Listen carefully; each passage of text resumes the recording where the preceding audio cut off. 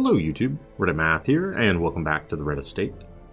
Today, we've got a few of our heroes still kind of hanging out. We need to get their stress back down. The next episode, I do believe, is going to be a foray back into the Darkest Dungeon. But for right now, we are going to be reaching a little bit deeper onto our bench again. Did I take... Yeah, I've already taken a look here. And actually, now that I think about it, since the death of Bravery, I have not had a second man-at-arms. So I don't see any reason not to go ahead and grab one right now. The raw strength of youth may be spent, but his eyes hold the secrets of 100 campaigns. And Bonnell is okay, I guess. Not exactly the greatest of quirks, but we can make do with him, assuming that he ever sees a dungeon himself. We still need to get a few more seekers if we ever intend to bring another party up through the ranks. A little bit disappointed, of course, about the loss of the Vestal, but I think these guys will be fine, at least for what we need them for, which is primarily a week of time passed while we just get these guys all rested and relaxed back up so that Mary and Dive can come with us next time. As far as our veteran missions go, I really only have these two short ones, so I figure a skirmish into the Warrens should be fine. We've got a party composition with a backline bounty hunter. He can also work in the third rank, but I feel like the last time I took this particular Plague Doctor skill set in the fourth rank, she felt a little bit useless. She was basically just emboldening vapors and battlefield menacing, as she couldn't use her incision. So I want to have her in a position where she can use the incision.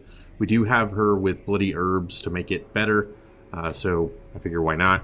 And he's got lots more stuff that he could be doing from the back row. He's only really losing out on collect bounty. So I think that'll be overall fine. I'm not super excited about the way that worked out, but we're working with what we've got. I actually want to talk a little bit more about that in a moment. But Peccoth here, we actually... let's go ahead and move Peccoth to the front so that he can make use of Commander's Orders for a little bit more crit. He's not going to be seeing much out of Holy Lance. It was changed in the final release so that you can no longer use it from the second position to move to the front. That synergized really well with Commander's Orders, so that's a little bit disappointing. If he gets resorted, he's not going to be able to deal with that. But he does get the plus 33% heal skills, sort of regardless of his positioning. And we do have him with Battle Heal. He's going to need to be doing any of our real healing that gets done with this squad. Wow, I just noticed that they're both named Peccoth. Other Peccoth is a veteran leper. We basically are mitigating his lower accuracy with both the Fortunate Amulet and a focus ring. Means that he should be hitting all the time, just all the time. Withstand for a little bit of stress healing, and Intimidate when basically we don't have Hue. That's kind of where I use Intimidate. It's a worse Hue. It does have a damage and accuracy debuff, but it is mostly just a worse version of Hue. I bring the leper so that he hits things hard, not really that he debuffs the enemy. But we'll see if we change our mind, if we get anything cool out of that. Who knows? Stranger things have happened. Let's go ahead and pop in. We're a little low on the golds, obviously, but it is kind of nice that these guys are going to be bringing some provisions along for us. It's just a short mission. So let me do like the standard short mission loadout, right? Like where that's all we need. I did see a recent post on the subreddit from, I think it was Red Hook John, clarifying the secret rooms. They cannot be found in short dungeons. There's a 50% chance in medium and a 100% chance that they exist in a long dungeon. So the key is not going to be needed here. Otherwise, we've already got one. Let's just go with that. Maybe we'll bring one key in case it gets us a little bit of loot.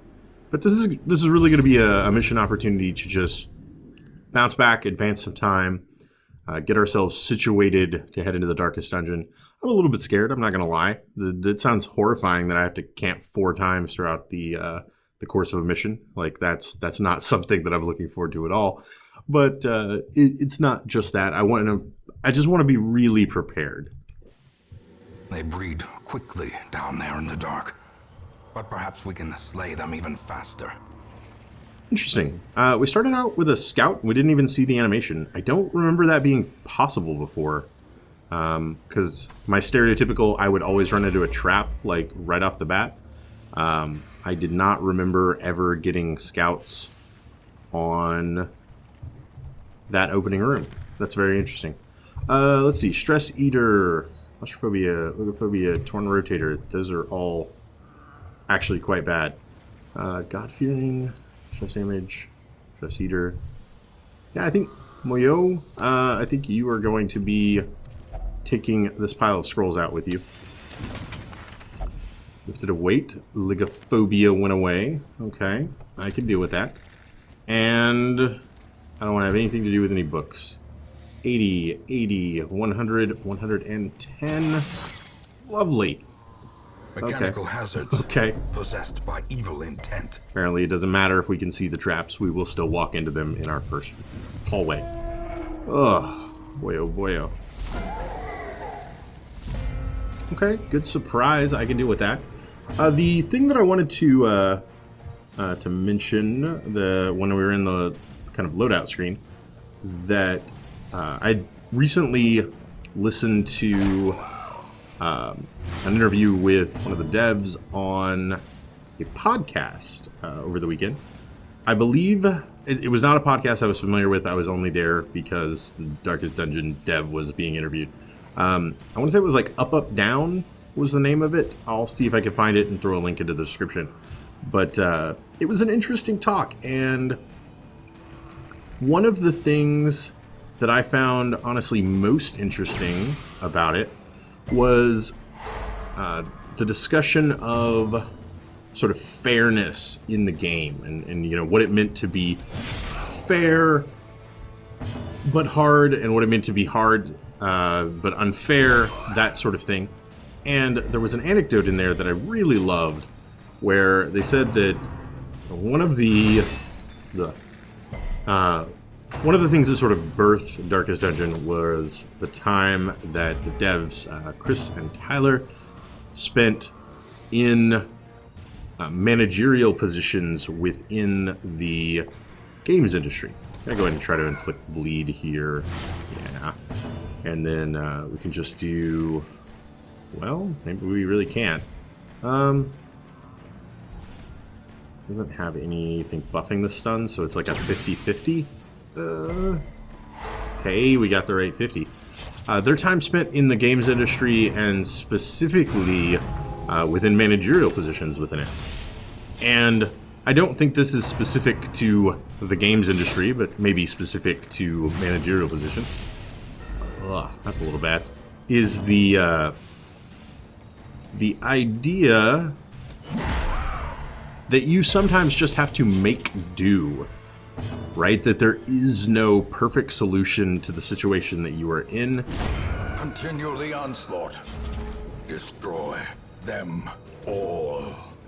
Rather, you sometimes simply need... that probably won't stun, but it will clear corpses, which is kind of helpful for me right now. A death Love by it. inches. You sometimes have to make do with situations where you have imperfect employees, not enough money, not enough time, you know, that you have all of these different resources that are being consumed, and you have to make some hard decisions. And there's no perfect solution. You know, we're not in the game of life, like we're not playing a situation where there is, oh, if I make this perfect set of decisions, I then end up winning, you know, that it comes out just A-okay. That there are times when even making all the right decisions, life could still screw you, you know, that it could still turn out bad. And that there's a little bit of that happening within the game. You're given a team that isn't perfect, you can't recruit the people you want just all the time. You know, it's like I have a very specific set of classes right now that I want to recruit off the stagecoach, and I haven't gotten them. That's really no different than, you know, I'm trying to sort of recruit or gather a team of employees in order to accomplish some kind of project, and I literally don't have the talent pool that I need to have for this. Prodigious size alone does not dissuade the sharpened blade. And then, you know, once I get in here, this is probably kind of a waste of a key. Actually not. Okay, there is a loot table in there that gives us something other than heirlooms out of an heirloom chest. Good to know. Oh, that is such a good scout. The only place I have to go is right down here. Wonderful. I tell you what, we're gonna go down.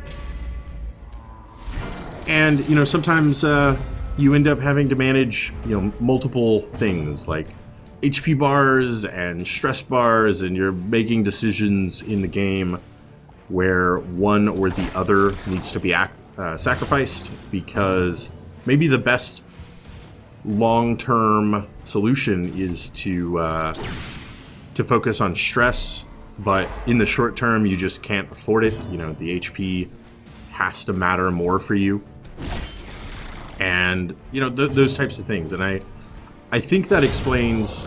Oh, that's so good. Perhaps the turning point.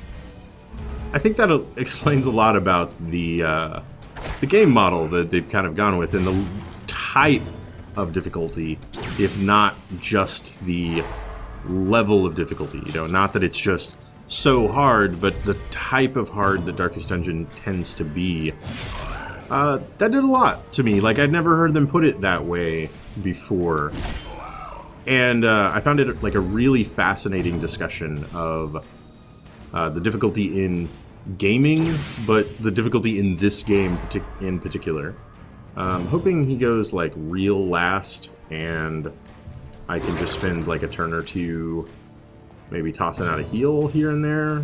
I mean, none of that really matters.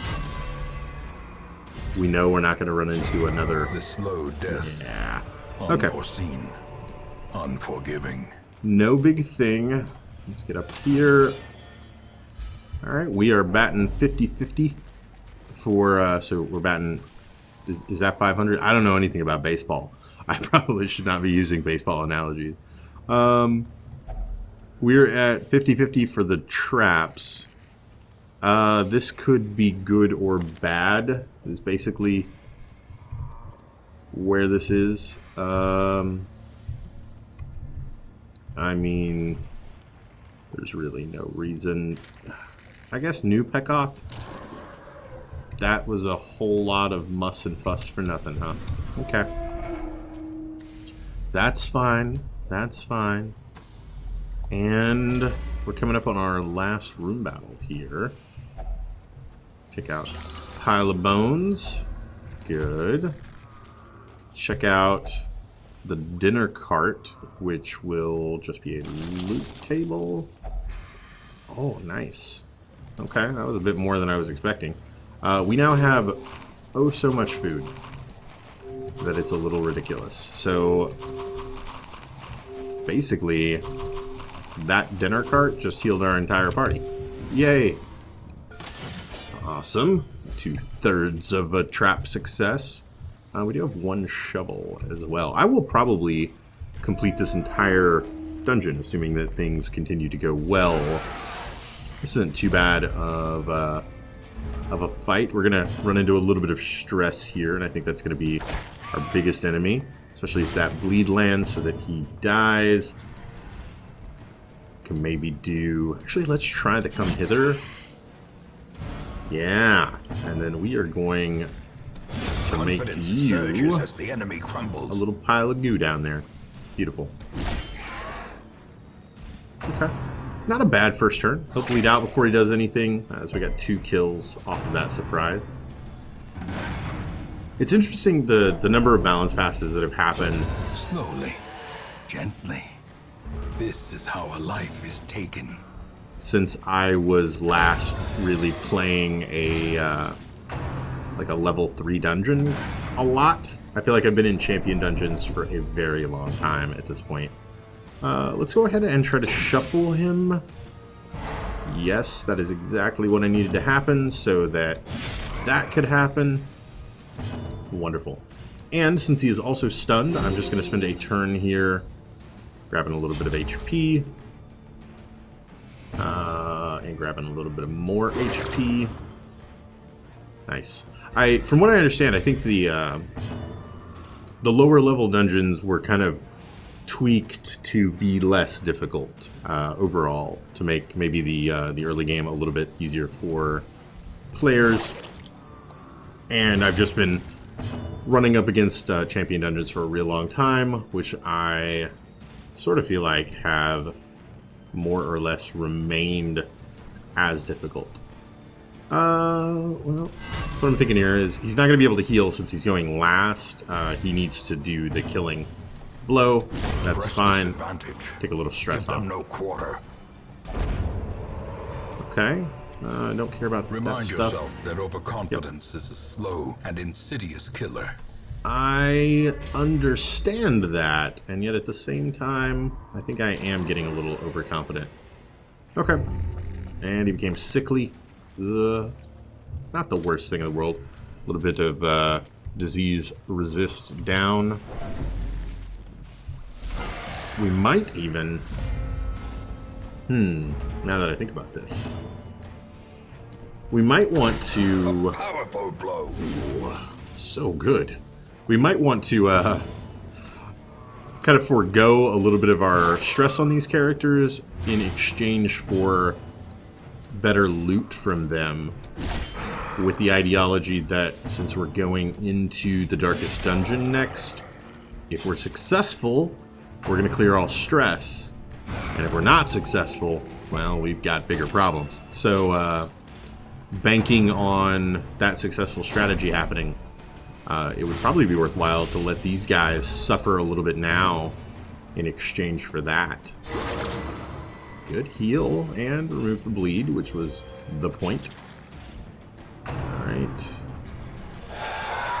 We'll end up taking a little bit of increased stress from the lower light, but we'll increase our loot drops overall. So yeah, I think that's the smart play here, given the choice. Resisted that bleed. That is unfortunate.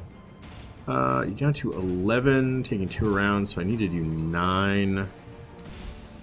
If I don't do 9, that kind of sucks. Okay. Their cursed champion falls. Well, I was hoping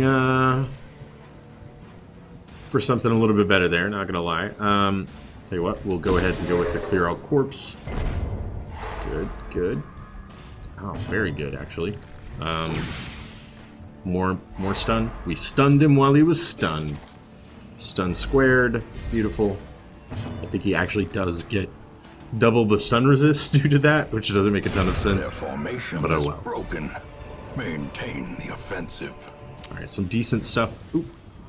I forgot they changed that to where clicking now causes it to actually raise the torchlight.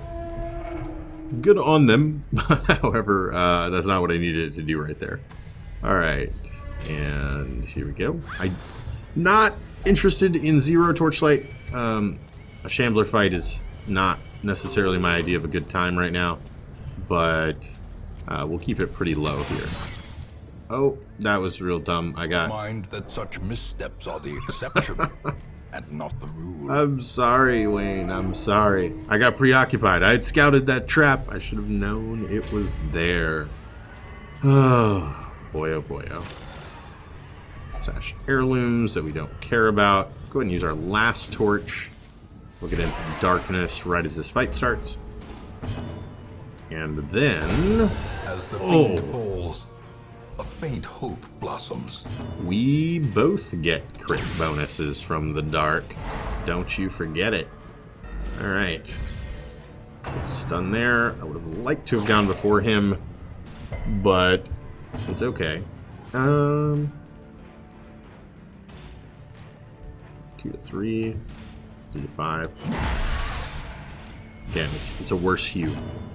And then we make you not quite dead. Oh, I was hoping for a much larger hit there. You are now sun resistant. Let's try you instead. And then somebody go before her. Thank you. Precision and power. Well, I think that's how you say your name. You're beautiful under that mask. I know you are. Alright, Jade, 125 gold. Horrors. Brought low and driven into the mud. Is that worth it? Maybe. The fight went pretty well, though, all things considered. I don't actually think we're going to end up getting all that stressed out in the next 3 tiles of game. The darkness holds dominion. Black as death. Dull and uninteresting. And I'm curious, you know, if we've already scouted and we know... Well, actually, we know this is a fight. Okay. If we've already scouted and we know that each square has stuff in it, does that preclude any possible chance of a shambler showing up there? Like, could we, you know, rest assured that we're just going to get loot, and therefore we want the best loot, and therefore we should be doing it in pitch black? Such a terrible assault cannot be left unanswered. Ow. That little twitching maggot caused more stress to my party than, like, half of this dungeon has. I am not okay with that. Alright, and that'll end you. We can pop out maybe a little bit of a heal back here. It's something. And Great is the weapon that cuts on its own. That's actually pretty great. We got 1,000 gold out of emeralds alone right there. And this should be an empty room. Yes, nothing has changed there. Okay, that's gonna do it then. That's a pile of books that I'm not interested in. We'll get out of here. Some experiments should have never happened. You are doing just work ending them. Of course, the ancestor creating the swine folk. Or were they already here? What is the experiment in that case? I may never know. Hard Skinned is actually pretty solid, especially in place of Ruins Adventure. Another level 3, not quite. Okay. Again, though, mostly just an opportunity here to pass the week. Caretaker. I fear his long-standing duties here have affected him. And Dive managed to pick up syphilis. That's actually pretty terrible, considering I want him to go into the darkest dungeon. But he's super happy about it, as it relieved all of his stress. So, oh my god, you gambled and... Like, everything bad happened. Everything bad happened in the tavern. Tapeworm gone. Now Master. Okay. Well... do we let that stand? Is 5 accuracy and 10 damage enough to sink us? I don't think so. I don't think so. I'm not super excited about it. But it's really 8 to 15, or 8 to 16 has gone to 8 to 15, right? That's all that means. I think it'll be okay. I hope it'll be okay. I expect next time that we're going to be heading back out in an attempt to tackle the belly of the beast. I hope you guys enjoyed this episode. If you did, feel free to subscribe for more on the channel every single day. Leave a like or a comment if you have anything to say about this or any of my other episodes, and I will catch you guys next time.